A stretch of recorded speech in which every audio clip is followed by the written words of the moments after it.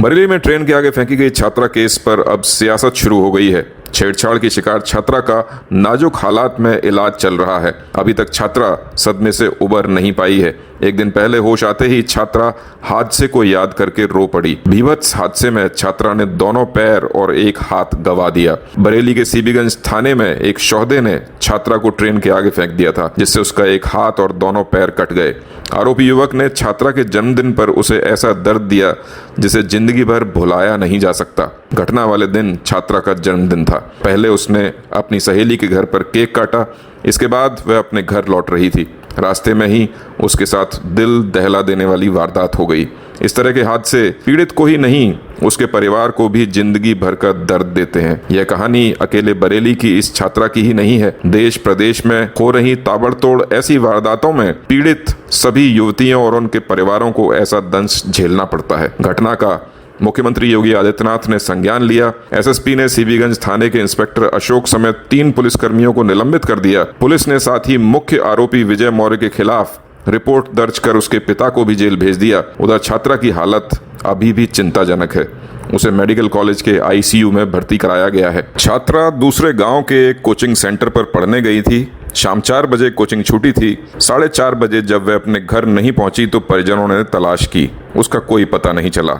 रात 9 बजे वह गंभीर हालात में रेलवे ट्रैक पर मिली। बुधवार को पुलिस ने मौके पर जांच की, तब उसका बस्ता तो मिला लेकिन उसकी साइकिल नहीं मिली। सीबीगंज थाने के एक बंद कमरे में अफसरों ने आरोपी से पूछताछ की। आरोपी ने बताया कि मंगलवार को छात्रा का जन्मदिन था। उसने सहेली के घर बर्थडे मनाया। आरोपी ने दावा किया कि छात्रा उसकी भी दोस्त थी।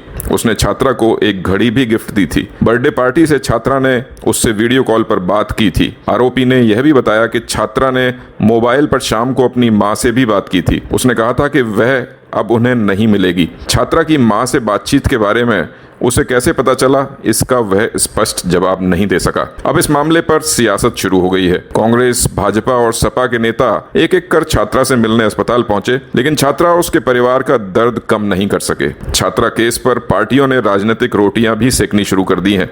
मुख्यमंत्री योगी का इसका संज्ञान लेने के बाद सपा मुखिया अखिलेश यादव ने पत्र लिखकर आरोपियों पर कड़ी कार्रवाई की मांग की है। बरेली में पूर्व केंद्रीय मंत्री और सांसद संतोष गंगवार ने अस्पताल पहुंचकर छात्रा के परिवार को जल्द से जल्द आर्थिक मदद दिलाने का भरोसा भी दिलाया है और परिवार को सांत्वना भी दी है। उधर समाजवादी पार्टी के विधायक अताउर रहमान के नेतृत्व में कार्यकर्ताओं, पदाधिकारियों का दल अस्पताल पहुंचा। छात्रा का हाल जानने के बाद विधायक अताउर रहमान ने प्रेस कॉन्फ्रेंस करके अभी तक मुआवजा राशि नहीं मिलने पर सरकार को घेरा। कांग्रेसियों ने भी अस्पताल पहुंचकर सरकार को कोसा और वापस आ गए। सवाल यह है कि इस तरह की घटनाओं के लिए सरकारें कहां तक जिम्मेदार हैं। हाँ, कानून व्यवस्था के जिम्मेदारों को भी यह एहसास होना होगा कि आखिर समाज में यह क्या हो रहा है। इतनी विकृत सोच के अपराधी आखिर कैसे जन्म ले रहे हैं, इन पर अंकुश लगाने के क्या उपाय हो सकते हैं। इन सभी मसलों पर अब गहन मंथन की जरूरत है। जहां तक सियासत का सवाल है तो राजनीतिक दलों को भी सोचना होगा कि ऐसे दर्द भरे मामलों पर सियासत की रोटियां सेकने से बेहतर है कि पीड़ित परिवार की वास्तविक मदद की जाए।